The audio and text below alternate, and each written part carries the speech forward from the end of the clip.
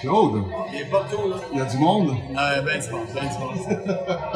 C'est comme chez nous. C'est un peu comme chez nous. T'es un peu comme chez toi, là.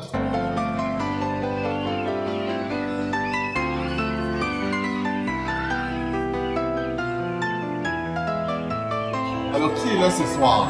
Hier, il y avait Marc Messier, il y a eu Diane. Le monde, chaque soir, c'est variable. Ce soir, on a. À date, on est supposé avoir José Deschênes, on a Rod qui est là, Bernard Fortin. On a encore Pierre Séguin, il revient tous les soirs. Le réalisateur. Je sais pas. Il y en a d'autres qui vont arriver probablement pendant la soirée. Okay. On attend Robert Mitchell, mais c'est vrai qu'il est décédé, ça fait 5 ans.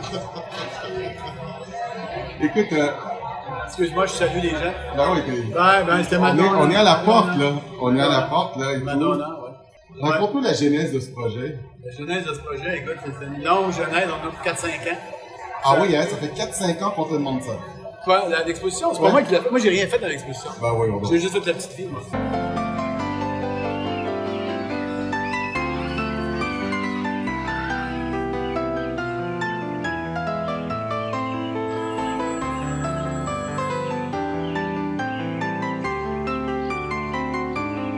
Toi, t'as dit oui. J'ai dit oui à l'exposition. Mais je n'étais pas gêné, j'ai dit oui. Et je regrette un peu parce qu'il y a bien du monde qui s'assoit dans mes sofas et qui rentre dans ma cuisine. Et je trouve que c'est un petit peu gênant de voir des gens, sérieusement. Un petit peu déstabilisé au début. Mais c'est pas grave, je check la gaffe. Mais t'as-tu quand même approuvé quelque chose? Non, j'ai rien approuvé. Non, j'ai rien à approuver. Moi, normalement, je devrais être mort quand il y a une exposition sur moi. Arrête d'être humble comme les reines d'Égypte n'ont jamais approuvé leur exposition non plus. Et le principe d'un musée, c'est que t'as rien à dire. Salut! Qu'est-ce qu'on peut voir à l'exposition? On invite les gens à venir voir l'exposition. Ouais, en fait, c'est comme... c'est une visite à la maison des Paris. C'est comme rentrer dans l'appartement des Paris.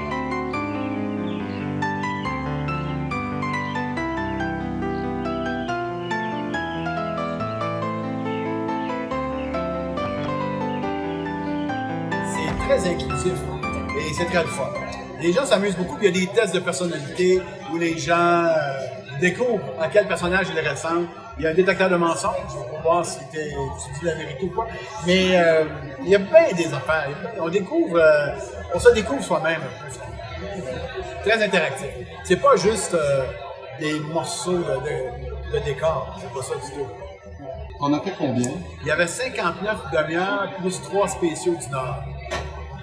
Il y a à peu près l'équivalent de 35 heures de stock. Et le public, bien sûr, en redemande. Et toi, tu réponds quoi? Et le diffuseur doit en redemander aussi. Moi, je réponds, c'est difficile d'en faire d'autres parce qu'on est tous rendus trop vieux. Et puis, pas moi, Timmy. Non, la vraie réponse, c'est qu'on a fait ce qu'il y avait à faire là-dedans. On pourrait faire des spéciaux peut-être éventuellement, mais... Donc, tu es ouvert à ça? Moi, je peux pas dire que je suis fermé à ça, mais je peux pas dire que je suis très ouvert. Je suis entrouvert. Tu es entrouvert? Je suis entrouvert. Est-ce qu'il y a une négociation? Non. Non? On n'a pas parlé de ça encore. Oh mon Dieu, non. On est loin de ça. Non, mais je suis pas sûr qu'il va y avoir jamais... La petite vie, elle vit encore. La petite vie est encore présente. Écoute, oui, c'est ça. Tous les samedis à 18h30, avant en direct de l'univers. Il y a des gens, il y a quelqu'un l'autre jour sur la rue, une madame qui m'a dit, vous savez, M. Meunier, celle-là était nouvelle, hein? J'ai dit non. Elle dit, oui, je le sais qu'elle était nouvelle. Je dis, OK. Alors, les gens commencent à oublier. Je pense que plus le public va vieillir, les gens vont être de plus en plus Alzheimer, ils vont dire, ah, c'est nouveau. Je dis, ben ouais, c'est nouveau. Alors, ça, c'est ma fille qui arrive. Allô?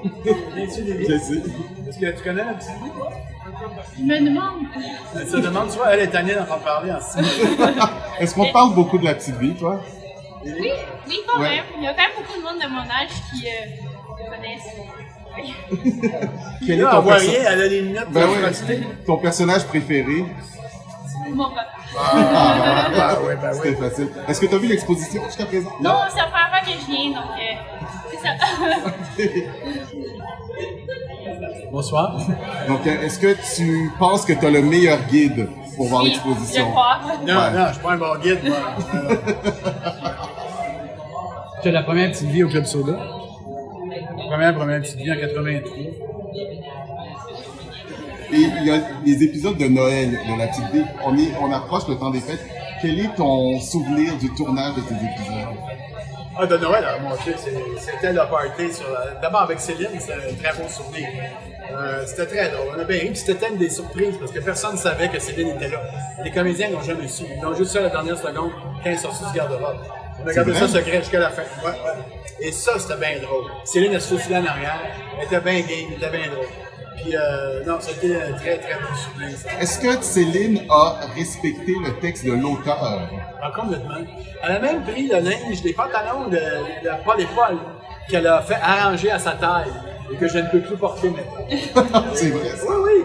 Elle a pris le linge j'avais passé le linge de Noël de nuit. Ouais, des frères de nuit. Et elle a pris ça et elle a fait arranger.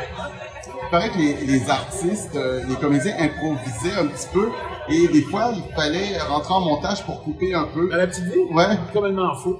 Ah ouais? C'est pas de l'impro. Il aime pas ça improviser comme les gens. Ah non, Pas hein? là-dedans, non, parce que c'était tout entrecoupé. Ouais. Il y a des gens qui me disent il n'y a pas de texte dans la petite vie, vraiment, vous improviser. Mais non. Ouais, il y en a toujours des gens. Hein.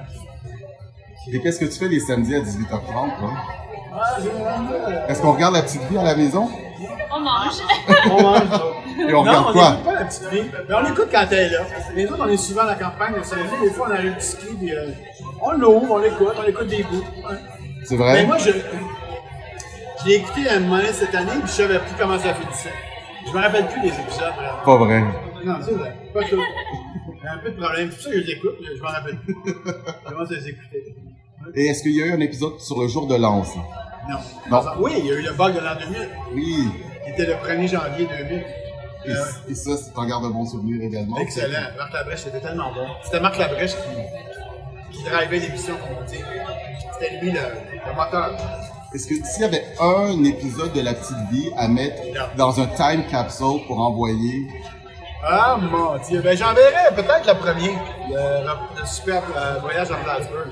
Parce que le premier explique très bien ce qu'est la petite vie. Puis chaque personnage est très bien défini.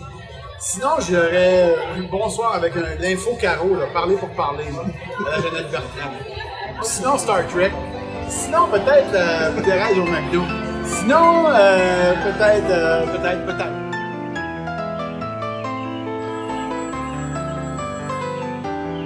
Bye, Herbie! Bye! Merci. Maman, tu le croiras pas, on est au musée Pointe-à-Calière! Qu'est-ce qu'on fait là? Ben, on se fait visiter, ça a l'air. Pour ça qu'on n'a plus de sofa, plus de cuisine, puis plus de lit non plus, tout d'être rendu dans le musée, je gage. Ah,